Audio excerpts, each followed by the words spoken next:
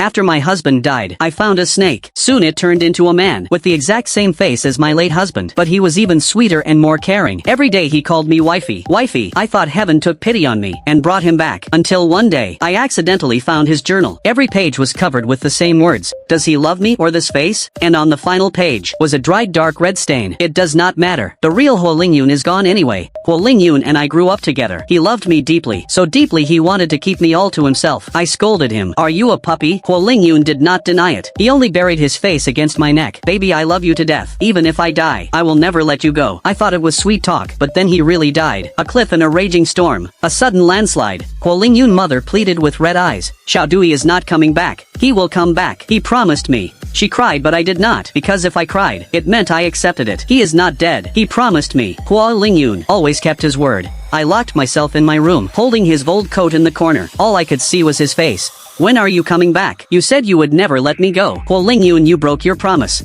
That was when the snake appeared, with amber slit pupils. It watched me in silence, the same color as Huo Lingyun eyes. I thought it was a hallucination, but it was different. Whenever I cried, he rubbed his cool head against my hand. Whenever I fell asleep on the floor, he curled around my neck, shielding me from the mysterious cold draft.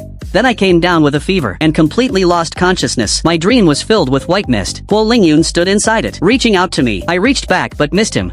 When I woke, a man lay beside my bed. Huo Lingyun. My heart skipped a beat. I reached out and touched his face. It was warm. Then, I touched his earlobe. Nothing. Huo Lingyun had a tiny mole there. I had kissed it countless times. But now, the skin beneath my fingers was perfectly smooth. My fingers began to tremble. Then he woke up. His slit pupils slowly contracted, then became a pair of watery human eyes. Wifey, his voice sounded awkward, like he had just learned to speak, like a newly hatched baby bird. He pushed himself up and crawled toward me. Wifey, I had a nightmare. I dreamed you did not want me. Who are you? Wifey, do you not recognize me? I am your husband. You had a fever. I cared for you all night. He leaned closer and gently rubbed his nose against my knee. Was I a good boy? Wifey, I opened my mouth, but no words came out. Sometimes I thought it was all a hallucination. Maybe I had lost my mind and invented a fake husband to comfort myself. After that, he began learning to be human, to celebrate his new life. He chose a new name, Az. I stared at him for a long time. That face truly belonged to Huo Lingyun, but when he smiled, his eyes curved and revealed two tiny fangs. Huo Lingyun had never looked so innocent, so pure, like a baby animal new to the world. He started learning to cook. The first dish he served was completely charred.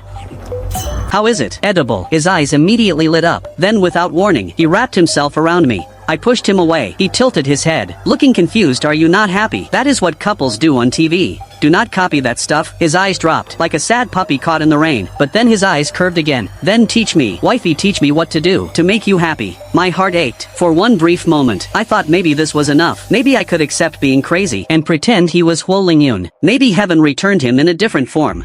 I reached out and stroked his face. He immediately pressed into my palm, closing his eyes as he nuzzled me. Wifey, at that moment, I finally felt alive. Until that day, when I found the journal. Does he love me or this face?